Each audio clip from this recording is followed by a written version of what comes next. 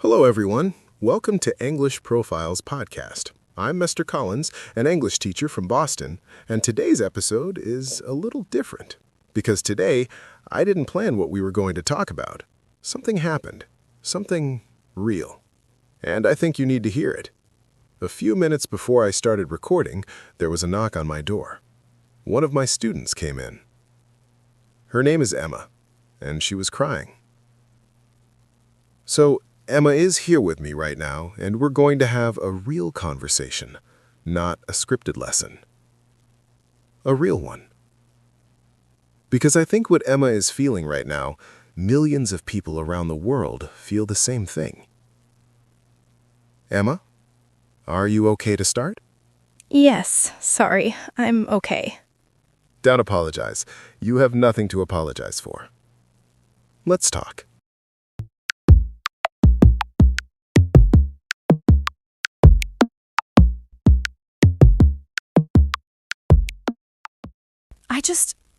I don't know what I'm doing wrong, Mr. Collins.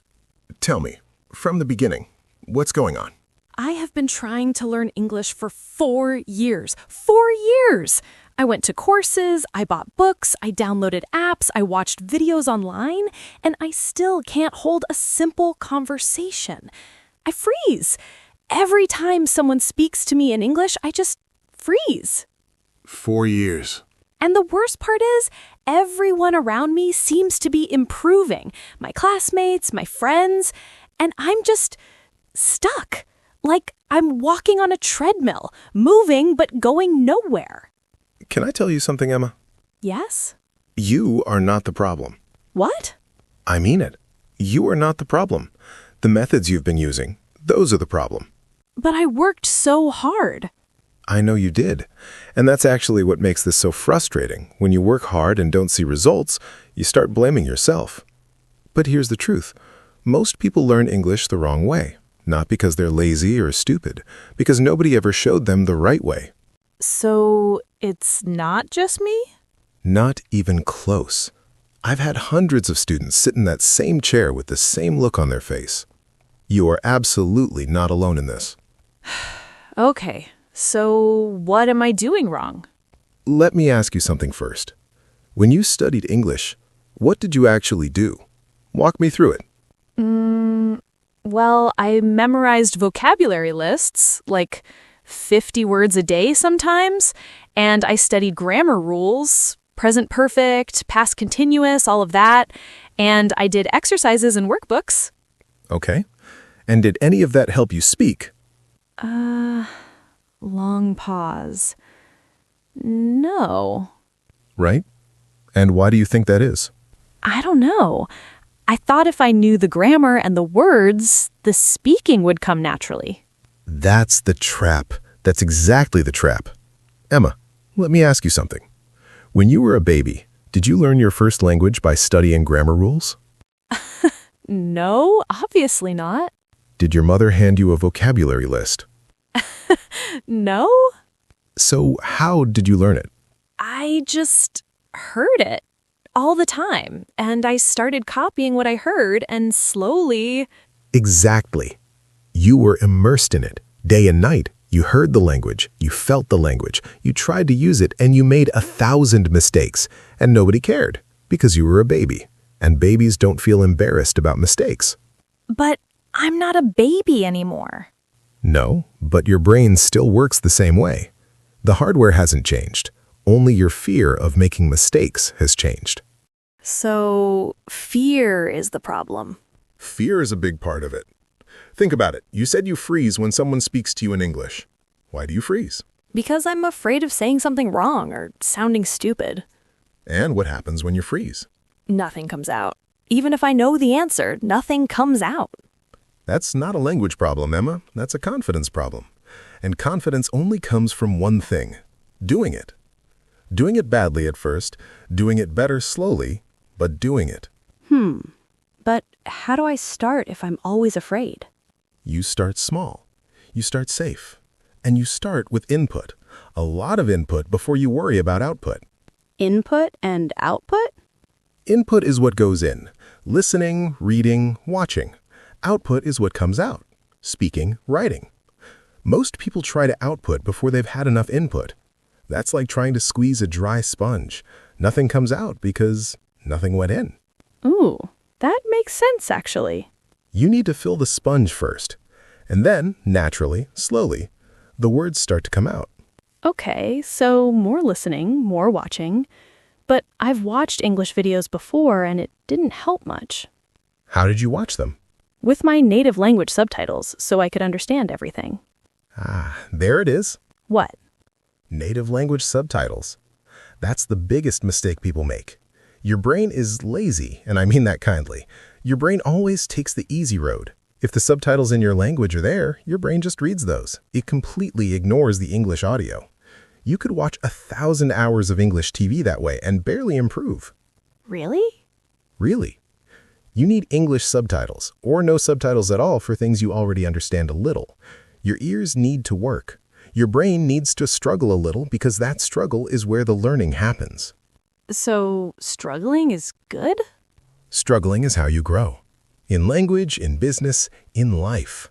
Comfortable means stuck. Mr. Collins, can I ask you something personal? Of course. How did you learn to teach English so well? Were you always good at languages? Oh no, not at all. I grew up in Boston, completely monolingual. I didn't think about language learning at all until I was in college and I tried to learn Spanish. And I was terrible. I memorized vocabulary, studied grammar, did all the textbook exercises, and when I went to a Spanish-speaking neighborhood in Miami and tried to order food, the woman behind the counter switched to English because she couldn't understand me. Oh no. It was humiliating, but it was the best thing that ever happened to me, because that moment taught me everything I had been doing was wrong. So I started over, completely differently, and that changed everything. What did you do differently? I stopped studying the language, and I started living in it. What does that mean exactly, living in it? I changed my phone to Spanish, my computer, my music. I started watching Spanish TV shows with Spanish subtitles, not English. I started talking to myself in Spanish when I was cooking, when I was driving, when I was in the shower. Talking to yourself? I know, it sounds strange, but it works. When you talk to yourself, there's no pressure. Nobody is judging you. Nobody is waiting. You can stop, think, restart. It's the safest practice environment that exists, and it's free and always available. I never thought of that. And here's the thing. You know how some people's parents tell stories about how they learned a language without ever going to a class? Actually, yes. My uncle, he grew up listening to American radio every night. He said he would lie in bed with headphones on, listening to programs for hours. He barely understood at first, but he kept going, and his English became incredible. Exactly. That's immersion. That's input. He wasn't studying, he was absorbing, night after night. His brain was quietly building the language from the inside, piece by piece. I never connected that to language learning before. That's how it works. It's not flashy, it's not exciting, it's slow and it's consistent, but it works every single time. So, courses don't work? Let me be honest with you. Courses can help, but only if they focus on real communication. Most courses focus on grammar rules and testing, and grammar rules don't make you a speaker. They make you a grammar expert. Very different things. I feel like I've wasted 4 years. Stop. Don't say that. You haven't wasted 4 years. You spent 4 years trying, and that matters. You just didn't have the right map. Now you have a better one. The question is, what do you do from here? Okay, so what do I do from here? That's the right question, and we're going to answer it properly in the next parts of this conversation, because there's a lot to cover. The daily habits, the weekly system, the speaking practice, all of it. Okay, I'm ready. Good, because this is where it starts. Not 4 years ago, right now, today. Before we close part 1, I want to say something to everyone listening right now, because I know Emma is not the only one who feels this way. If you have been trying to learn English for months or years and you feel stuck, you are not stupid. You are not lazy. You have just been given the wrong tools. And today, we're going to start giving you the right ones. In part 2, we talk about how your brain actually learns language and what you need to do every single day to finally start moving forward. I'm actually looking forward to it now. Good. That's exactly where you need to be. See you in part 2, everyone. See you there.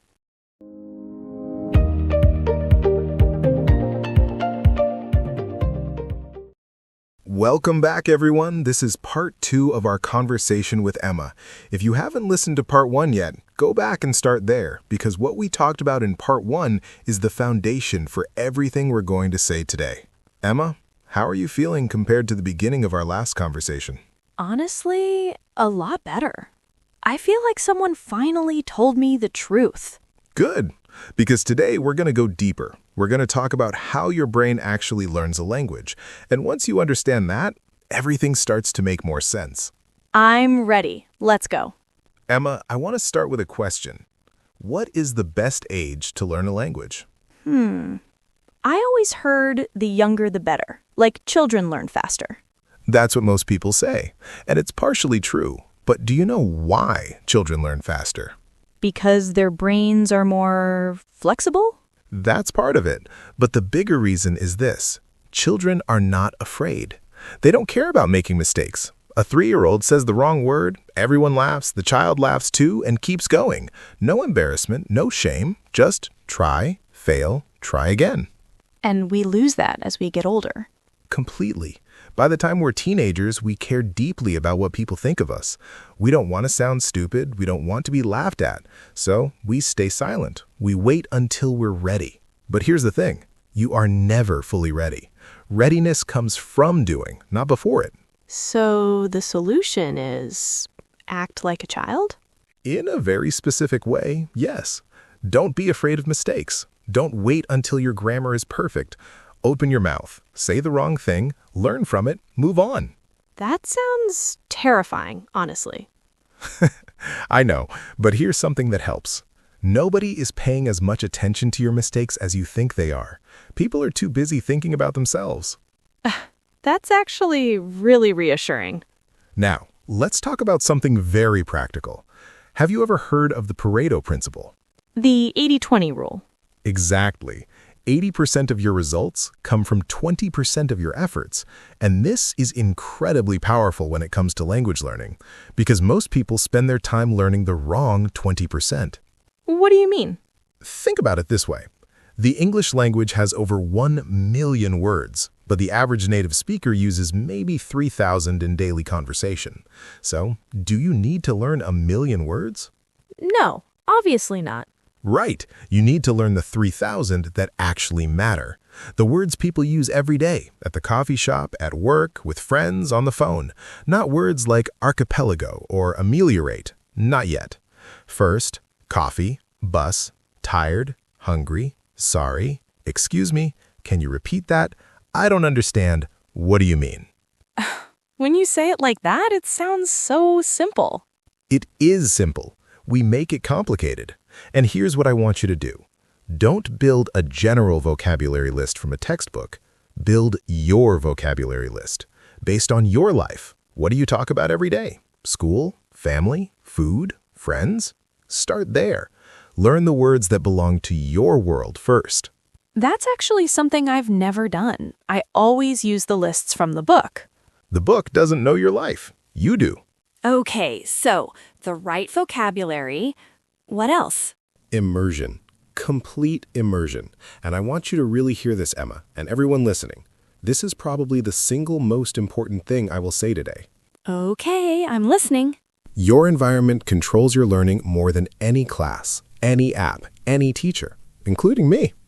If you go home every day and your phone is in your native language, your social media is in your native language, the music you listen to is in your native language, you are spending maybe 1 hour a day with English and 23 hours away from it. And then you wonder why you're not improving. When you put it that way... Change your phone to English. Right now.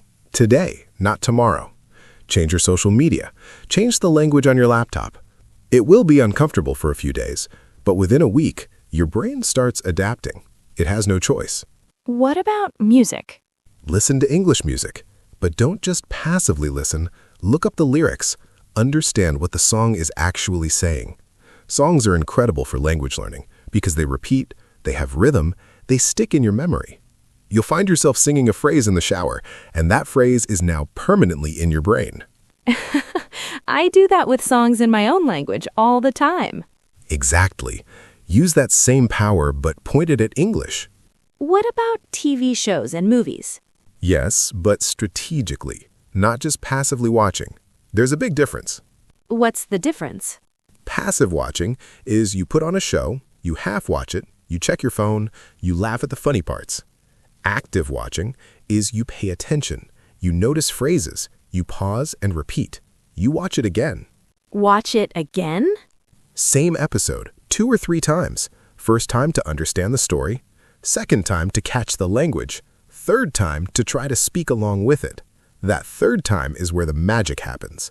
Ah, that's why just watching never worked for me. I was just watching, not learning. And here's another technique, shadowing. You pause the show, you hear a sentence. You say it out loud, exactly the way the character said it. Same speed, same tone, same emotion. You're not just repeating words, you're training your mouth to move the way English speakers' mouths move. Because English sounds come from different positions in your mouth than your native language. Your mouth needs exercise. Don't be shy. Try it louder. Okay, I'll practice at home. Now, I want to talk about something that almost nobody teaches, but it is one of the most powerful tools for sounding natural in English. What is it? Filler words. Filler words? When you speak, in any language, you need thinking time. Your brain is finding the next word, building the next sentence, and in that thinking time, you make a sound, or several sounds. In English, those sounds are, well, like, so, you know, I mean, kind of, sort of, actually, basically. Oh, like when people say and Exactly. But native speakers use much more than They use full phrases. You know what I mean? The thing is, well, the way I see it, these little phrases buy you time. They make you sound natural, and they stop that terrifying frozen silence when you can't find the next word. So instead of freezing, I say, well, or you know, and keep going? Exactly. Let me show you. Without fillers, yesterday I went, store, bought, milk. Sounds broken. With fillers, so yesterday I went to, the store, and I basically just grabbed some milk. Completely different. Sounds like a real person. That's such a small thing, but it sounds so much more natural. Small things make the biggest difference. Learn these 10 fillers, well, so, I mean, you know, actually, basically, kind of, sort of, like, the thing is, and use them every time you speak. Your fluency will jump immediately. I'm writing these down. Good. Write them down. Then use them today. When you talk to yourself in the mirror tonight, use them. Okay, the mirror talking is starting to grow on me. Mr. Collins, can I ask about something you mentioned earlier? You said use AI to help learn. How exactly? Great question. Tools like ChatGPT, they are like having a patient, infinitely available conversation partner who never gets tired, never judges you, and speaks perfect English. Really? I've used ChatGPT, but only for school essays. Most people do, but here's what you can do. Tell it your level, tell it your goals, ask it to have a simple conversation with you, ask it to correct you when you make a mistake, ask it to give you the 10 most important phrases for a specific situation, like making a phone call or asking for directions or a job interview. Ooh, that's actually really useful. And here's the Pareto trick with AI. Ask it, what are the 20% of English words and phrases I need to know to handle 80% of daily conversations? It will give you a list. That list, that's where you start. I'm definitely trying that tonight. And don't be embarrassed to ask it to repeat things, simplify things, explain things differently.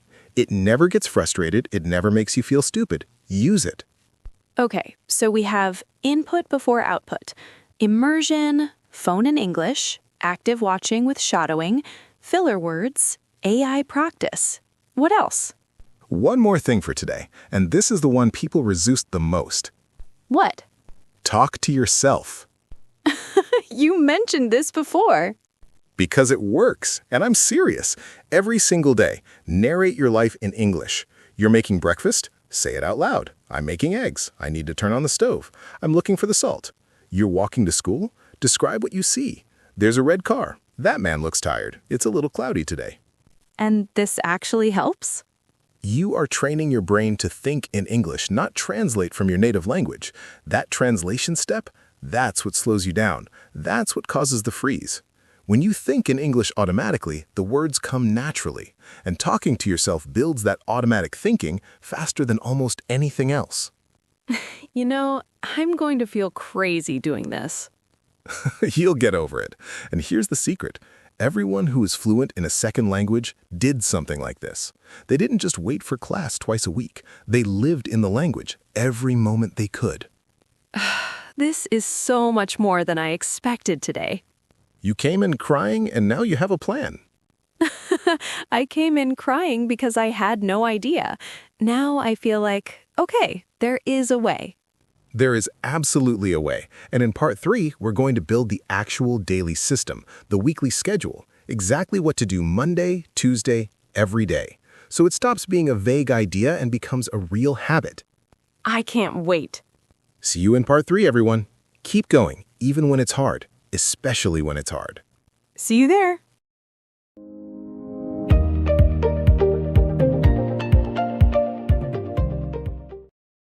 Welcome back, everyone. This is part 3, and this is the part where things get very practical. Because in parts 1 and 2, we talked about why most people fail and how the brain actually learns. Today, we talk about what to do, every day specifically. I've been thinking about everything from part 2 since we recorded it. I actually changed my phone to English that same night. Already? It was confusing for like 2 days, but now I actually kind of like it. That's exactly how it works. Discomfort first, then adaptation, then it becomes normal. That's growth. Okay, so the daily system. Tell me everything. Let's start with something important. A lot of people think, I need to study English for 3 hours a day to improve, and that thought alone stops them, because 3 hours sounds exhausting, so they do nothing. That is literally what I thought. Here's the truth. 20 minutes of focused, consistent daily practice beats 3 hours once a week, every single time. The brain learns through repetition over time, not through big marathon sessions that leave you burned out. 20 minutes a day. That's actually manageable. Very manageable. And some days you'll do more because you're enjoying it. But the minimum commitment is just 20 minutes, every day. No exceptions.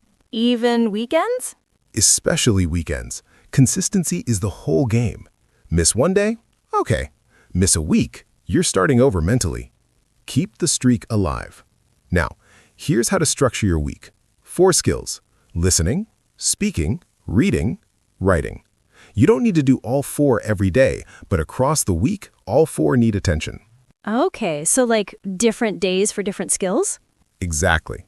Let me walk you through it. Monday, listening day. You find a podcast, a YouTube video, a scene from a show, something at your level or just slightly above. You listen, but not passively, actively. You try to catch every word. You write down words you don't understand, you look them up. Then you listen again. And if I don't understand most of it? Then it's too hard. Go easier. Find something simpler.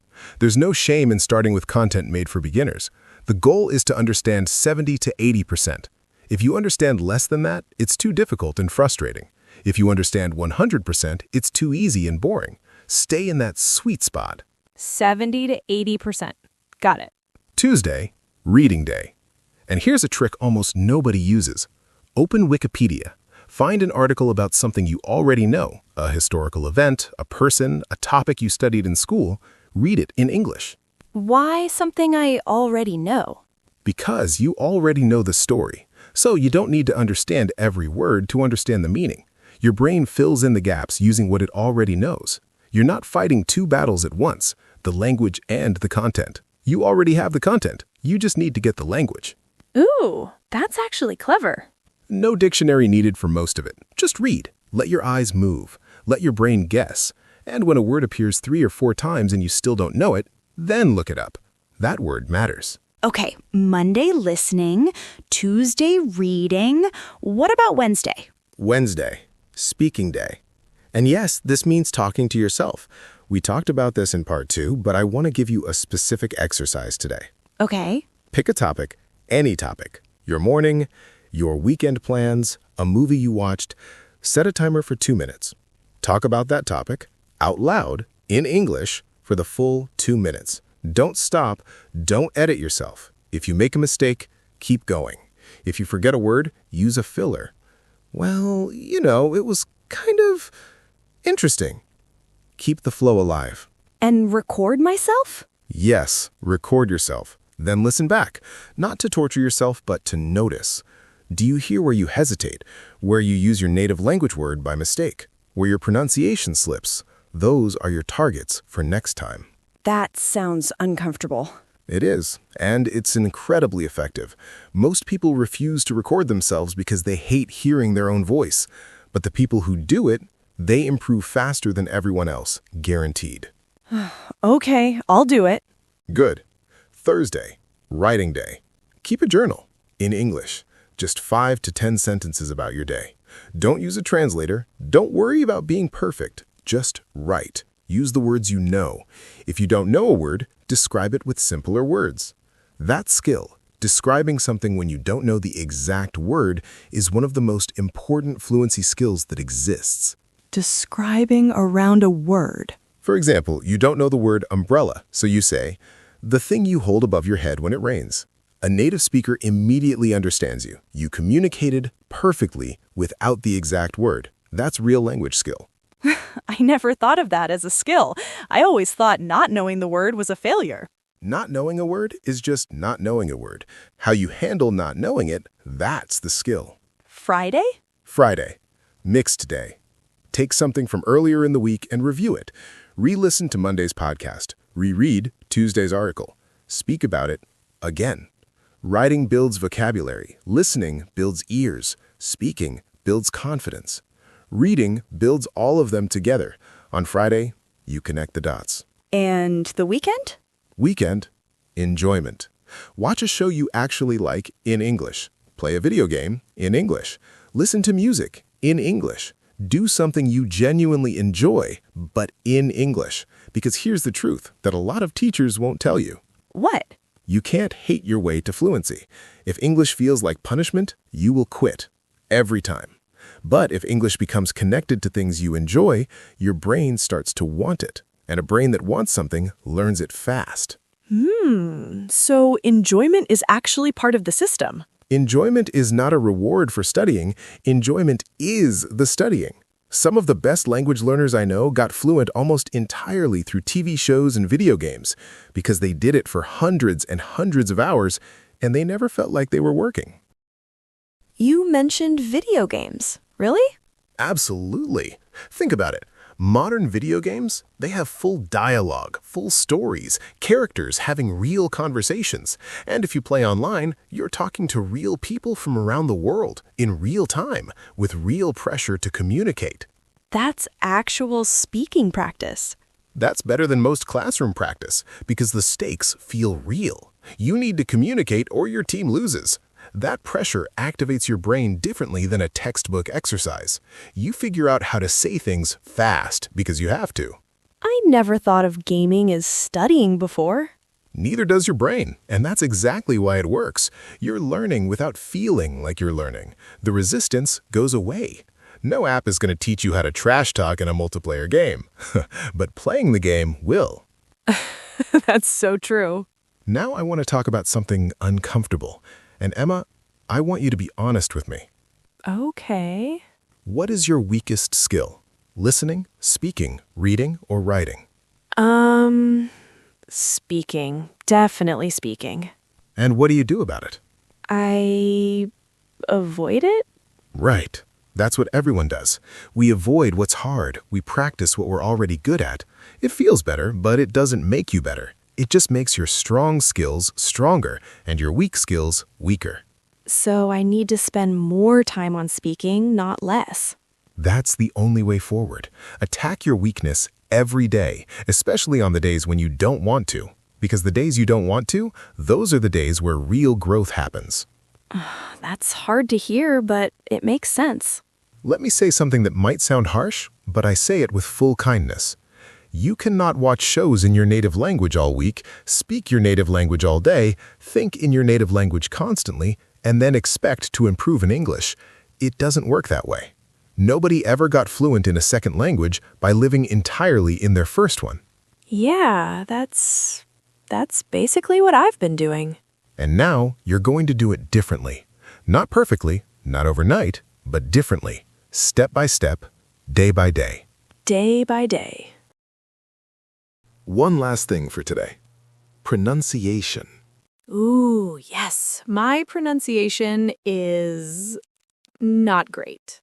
Here's what most people don't know about pronunciation. It's physical.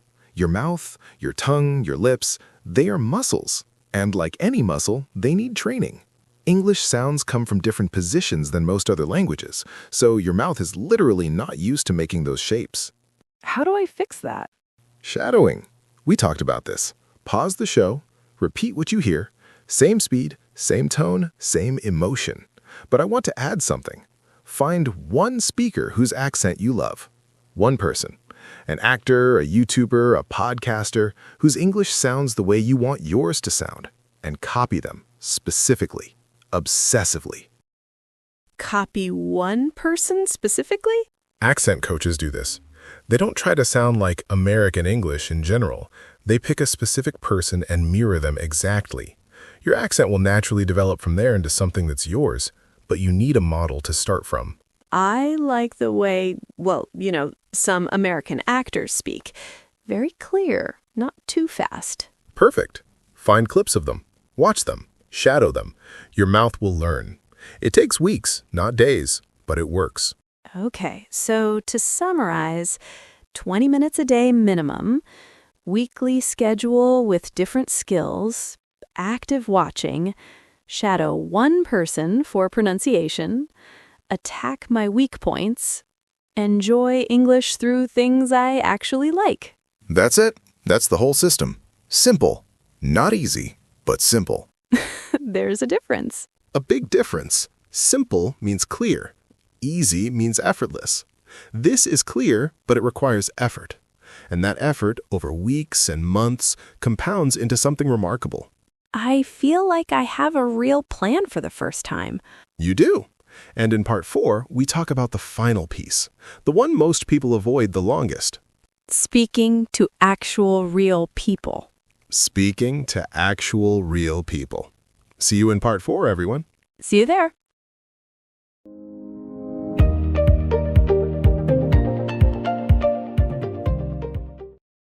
Welcome back, everyone. This is part 4, the final part. And I want to say something before we begin. If you have made it this far through all 4 parts, you are already different from most people.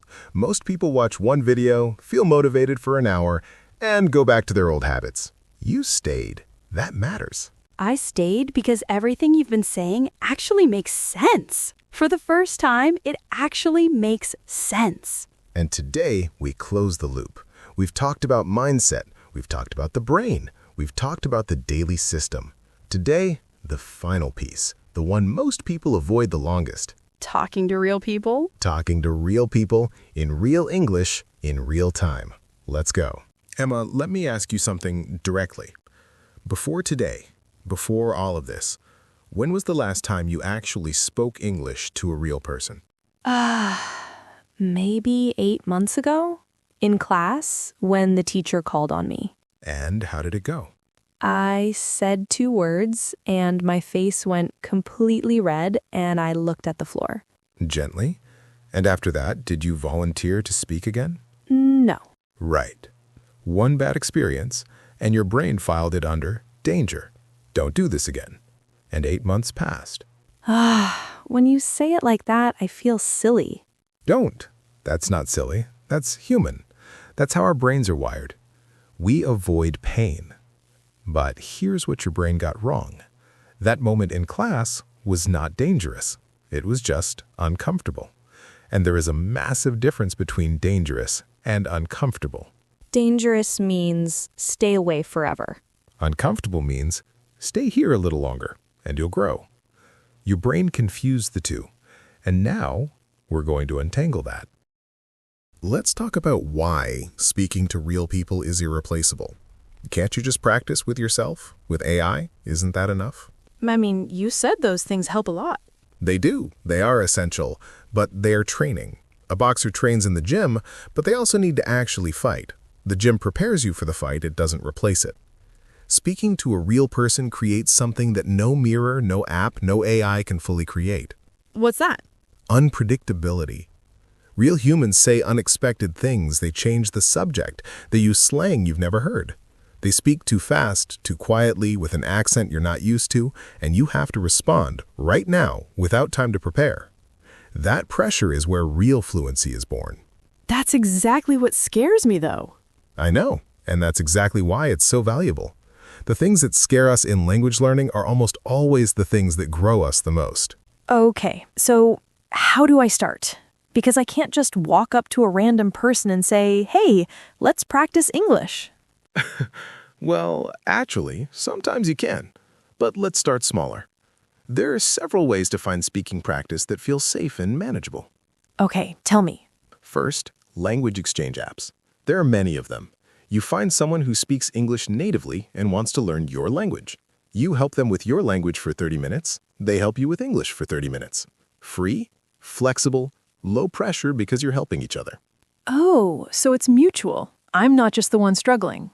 Exactly. You're both students. You're both teachers. That changes the dynamic completely. Suddenly, you're not embarrassed. You're collaborating. That actually sounds really good. Second, online tutors. Platforms where you can book a one-on-one conversation session with a native speaker for as little as $5 or $10. You don't need a full lesson plan. You just say, I want to talk about anything for 30 minutes. Just talk to me and correct me when I'm wrong. That simple? That's simple. Conversation practice is the most valuable thing you can book. Not grammar explanations, not vocabulary drills, real conversation. Because in real conversation, every skill activates at once. Listening, thinking, speaking, vocabulary, grammar, all firing together. That's how fluency actually develops. What if I can't afford a tutor and I don't have friends who speak English? Then the internet is your community. Online forums, Discord servers, Reddit communities, there are millions of English speakers online right now who would happily chat with someone learning the language. People are generous with language. Most native speakers are genuinely happy to talk if you're honest and say, I'm learning, please be patient with me. People are okay with that? More than okay. In my experience, people love it. It's flattering to have someone want to speak your language, and most people will slow down, be patient, and actually enjoy the conversation. You might be surprised. I always assumed people would be annoyed. That's your fear talking, not reality. Try it once, just once, and see what actually happens. I think you'll be surprised by how kind people are. Now I want to give you something very practical. Emma and everyone listening, when you start speaking, don't try to be perfect. Don't try to sound like a native speaker on day one. Instead, focus on verbs first. Verbs first? Always. Verbs are the engine of a sentence. If you know your verbs, you can communicate almost anything. I go, I went, I want, I need, I think, I feel, I see, I understand. With those 8 verbs alone, you can survive almost any conversation. That's so basic, though. Basic is not a weakness. Basic is a foundation. You build on basic. You don't start with the roof, you start with the ground. Learn your basic verbs, learn to conjugate them correctly, past, present, future, and you can say almost anything you need to say.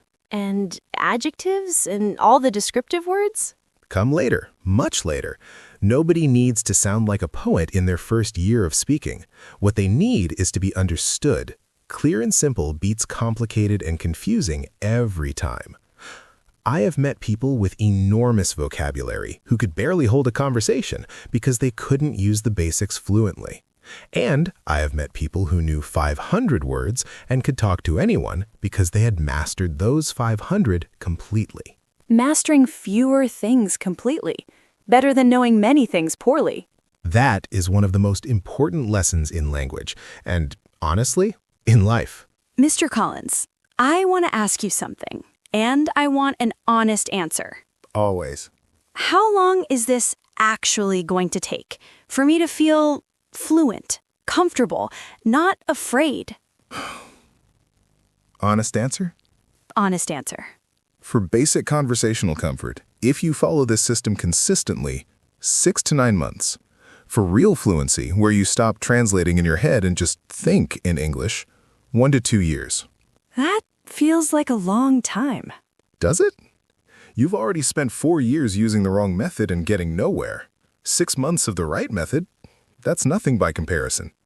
And here's what I want you to really hear. Those 6 months are going to pass anyway. Whether you study or not, 6 months from now will arrive. The only question is, who do you want to be when it gets here?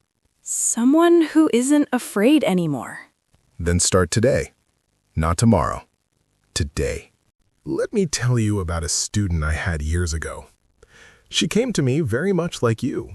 Frustrated, stuck, convinced she had no talent for languages. She had tried for years and felt like she was going nowhere. What happened?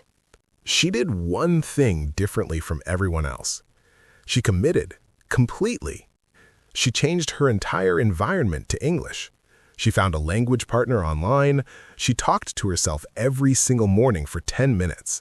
She watched one episode of an American show every night, actively, with English subtitles shadowing the dialogue. And?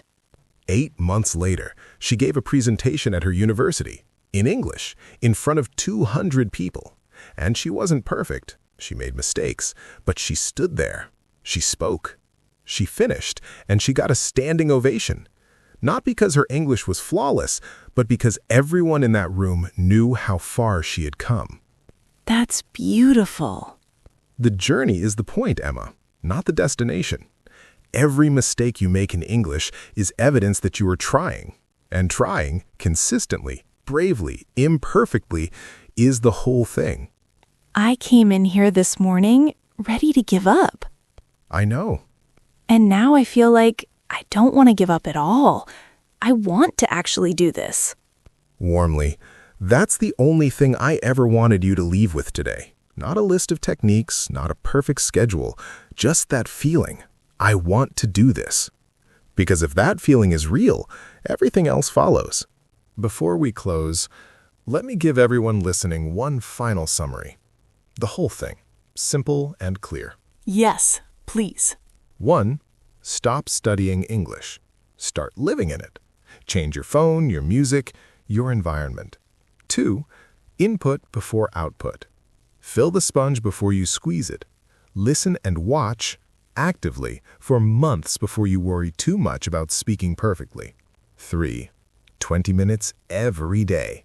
Not 3 hours once a week. Consistency over intensity. Always. 4. Use the weekly system. Listening Monday, reading Tuesday, speaking Wednesday, writing Thursday, mixed Friday, enjoyment on weekends. 5. Filler words. Well, so, I mean, you know. Actually, basically. Use them. Sound human. 6. Shadow one person whose English you love. Train your mouth like a muscle. 7. Verbs first. Master the basics completely before chasing advanced vocabulary. 8. Talk to real people. Language exchange, online tutors, forums, real conversations even when it's scary. Especially when it's scary.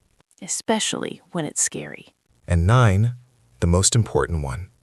Be patient with yourself. This takes time. It is supposed to take time.